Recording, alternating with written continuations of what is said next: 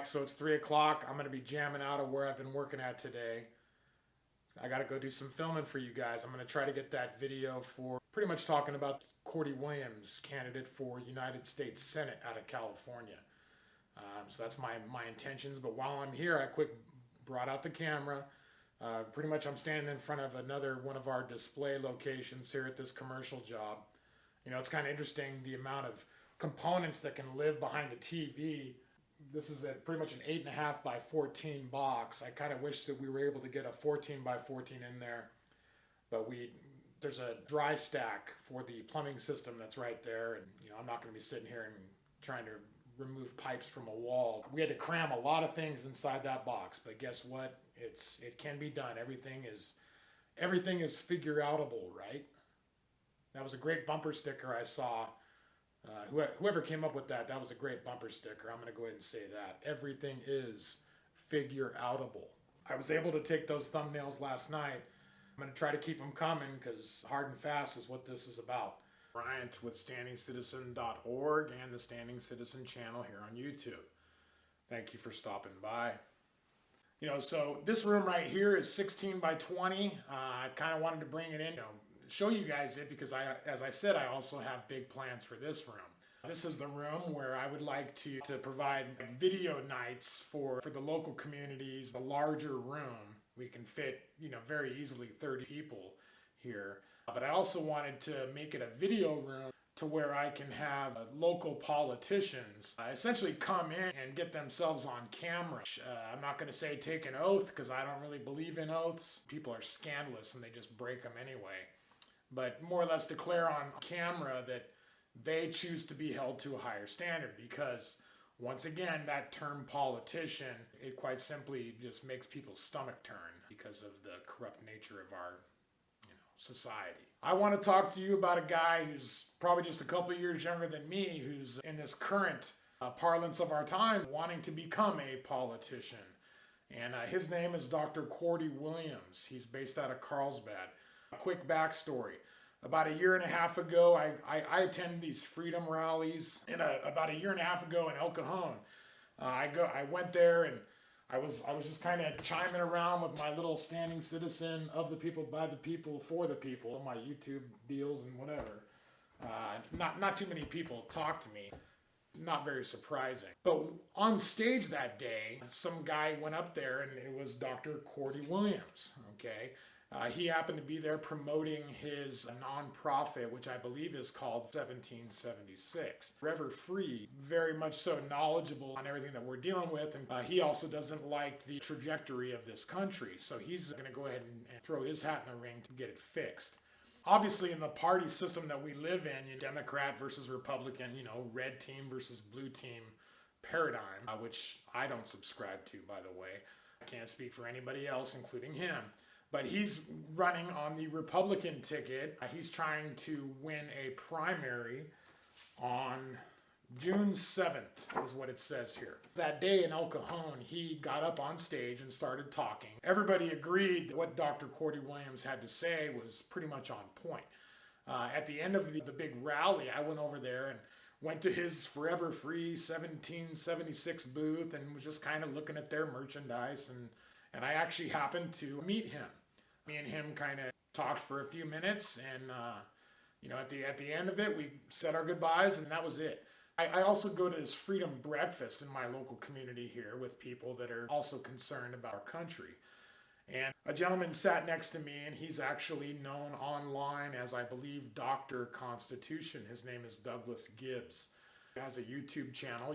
Feel free to check him out, too. As he sat next to me and him were kind of talking, I learned about what he was. So I wanted to, see what I could learn from him or see if he was more or less blowing hot air.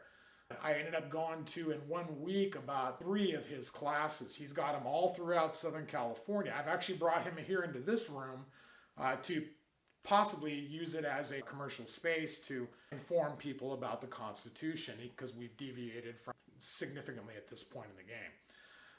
I went to the one outside of Temecula for him. I also went to one in the city of Beaumont, which is about 40 miles away near Palm Springs. And I will be talking about Beaumont in a much near future video because I got a lot to say about that too. Okay, and nothing against you people, city of Beaumont, but you will think that this cannon is pointed at your face. It is what it is. The third class that I attended of Dr. Constitution was in Carlsbad. And I sat down there because he said that it was a younger crowd, so I decided I wanted to, put another 80 miles on my truck and go down there. And lo and behold, I sat down, and not 5 minutes later, out comes from a room Dr. Cordie Williams, and I instantly recognized the guy. And he pulled up his laptop computer and started, really just controlling the room. And it actually is his place of business, I found out later. What he was talking about was his campaign finance, the update, because he has to report the earnings every day or every quarter, I think, to the Federal Elections Commission. There's a lot of money involved in politics because American citizens are still not taking advantage of the tools that we have readily available. We will be fixing that right here. Okay, that's the plan. But he ended up talking about how he had raised $130,000 for the primary. His nearest competitor, I want to say, was pretty much a distant competitor at that point in the game, I want to say 25 grand. And then the third guy had just barely made the minimum. Dr. Cordie was kind of walking on air that night that I met him down there. He left that room and Dr. Constitution came out and gave his lecture. And what I can tell you is this, is where I was sitting adjacently to a wall that was in the room that Dr. Williams went into. And the entire hour and 20 minutes, that man was making phone call after phone call, yelling at people, talking to them in a loud voice is what I mean. Really trying to tell them what time it was and why it was important that they donated to his campaign. He spent the entire hour and a half doing it, chasing money. You want to know what me as a subcontractor, you know how much I enjoy chasing money? Not at all. It sucks. It'll grind you down like nothing else. Me being me, where I sit here and want to know why we are still spending all this money on all this flyers and all this crap and whatever, not to say that it's all crap, but watching this man, how hard he was working for that hour and a half, it just more or less cemented in my mind, wow, this is so needed, because everybody, both Democrat primary people and whatever city you want to pick across on this great country, Republicans, these guys that are having these races, getting ready for these midterm elections coming up in November, they are all right now dialing for dollars. As what's that one guy, Bernie Sanders, had said in an interview. He's running for United States Senate, which is very admirable. That's a big chunk, especially, by the way, it's interesting to learn about that 17th Amendment, because we as citizens, we were not supposed to be tasked with electing our representatives in the upper house, the Senate of the federal government. That was supposed to be to our state legislatures. In one of those previous videos from, let's just call it Volume 1, I talked about how in an engaged society, one of the things that they would do, or they were tasked with doing, was electing at a local level, your state legislature, and holding those people's feet to the fire. With the 17th Amendment, now that just became another democratic process where now we are electing the United States Senate, and it's laughable. It was a very much so a tragedy to a system with a ton of potential. But it's not like it can't get repealed. Amendments to our Constitution have already been repealed, so we can take it back. It's not that big of a deal. It's on that note. It's quite funny. There's a senator out of Utah, Mike Lee, in a video on YouTube where he talks about the amount of bills that he signs during the course of one of his years. And this is me just paraphrasing, but the ones that he actually legislates and reads, he said was about a 1.5 foot stack. The bills that he's tasked with signing that are essentially created by these government departmental agencies is like 30 feet high. So in other words, our legislature at the federal level, they don't even legislate anymore because we have all these federal agencies that are pretty much spitting out laws. Okay. In a lot of ways, in my opinion, it takes the fun out of being a legislator when you're essentially not legislator. You're just tasked with showing up for a couple weeks and signing a bunch of bills that you didn't even write or approve or even read. A lot of times they don't even read them because they're 35,000 pages. You tell me one human who's going to be able to hold 35,000 pages in his brain. No, they're just tasked with giving a signature. Hopefully Cordie's got a plan to combat it. I know I certainly do. Okay, and I can tell you that I'd bet on me. But I still support him, and certainly I would love to see everybody get a chance to learn this man's platform. A little bit about him. He's a Marine. He's a family man. I'm sitting here looking at his deal. When I say deal, his cardstock flyer, it's got a picture of his family, beautiful family.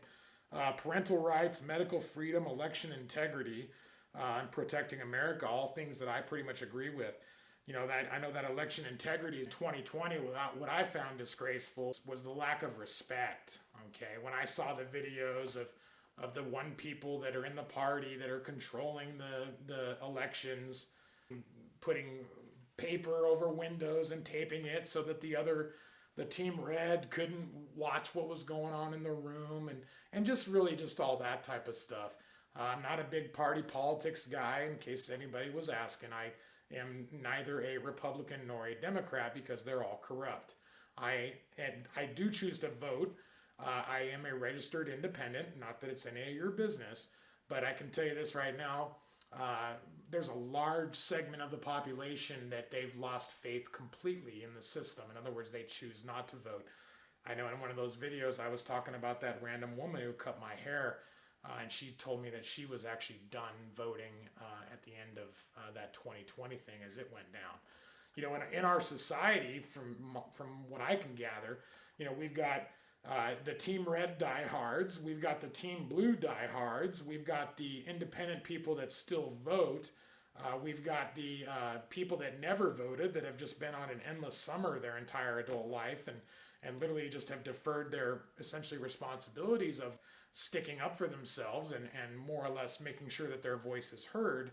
They chose to go to wherever it is that they went. And then you've got the people that pretty much are completely anti the system and have given up on it and recognize that it's just it's all shenanigans. I can tell you I'm in between 3 and 5 on that. If you were to 1, 2, 3, 4, 5 them, I'm a 3, but I'm damn near a 5 at this point in the game because it doesn't seem like there's a lot of honesty anymore. Okay. After I met Cordie Williams that day at his office, I went ahead and learned about him a little bit, and I started following his Instagram. And I learned about one of his posts where he was saying how he was speaking at a church up in Thousand Oaks at the God Speak Calvary Chapel, which is pastored by a guy named Pastor Rob McCoy. Me, I'm not affiliated with any sort of organized religion, okay? But I said, hey, I want to go up there and listen to what this dude has to say. So I drove up to Thousand Oaks, and I pretty much got in line with thousands of people. Well, I don't know about thousands, but a lot of people wrapped around this building. But I got there early, and so for the second sermon or mass, whatever you want to call it, it didn't take me long to realize that it wasn't Dr. Cordie Williams that was going to be speaking that day, that I had actually misheard his Instagram. Luckily for me, it was worth sticking around because I had already driven 3 hours. But I had the opportunity to watch a presentation by James O'Keefe from Project Veritas. And I actually met the pastor, ironically, because more or less, I was so impressed with James O'Keefe's deal and this man who was a refugee from Russia who had actually was also a press guy, and he was actually thrown in the gulags at age 23, precursor to Gorbachev or Lenin, whatever it is, and then this guy that's now taking over countries over there in Europe. I decided to stick around for that third sermon because I wanted to listen to that old man from Russia, 95-year-old man, going up there and talking about what he went through in that society in Russia, where he was enslaved, thrown in a dark dungeon, essentially, because he wanted to get truth out to people. Pastor Rob McCoy, I ended up actually getting a chance to meet him. He actually gave me 4 of these books. Okay, The American Muckraker by James O'Keefe. I've given away a couple of them. I've kind of gotten into that a little bit, but I can tell you what a muckraker is essentially a person that stirs the pot that the controllers don't want to see stirred. In other words, bringing the dirt to light of day. I ended up actually meeting James O'Keefe's press secretary, a young gentleman by the name of R.C. Maxwell, who still hasn't emailed me or Instagrammed me back, whatever, but hopefully he'll remember his friends. But, so it wasn't a wasted trip, me going all the way up there to Thousand Oaks. So the following week, I went to the Constitution class again. I held my cards close to my chest. And I went that following weekend again. So I went all the way back up there to Thousand Oaks, and I had a chance to listen to Cordie speak. Once again, Cordie, I pretty much agreed with everything that he said. Okay, I understand that we were in a church setting. I kind of am I believe in freedom.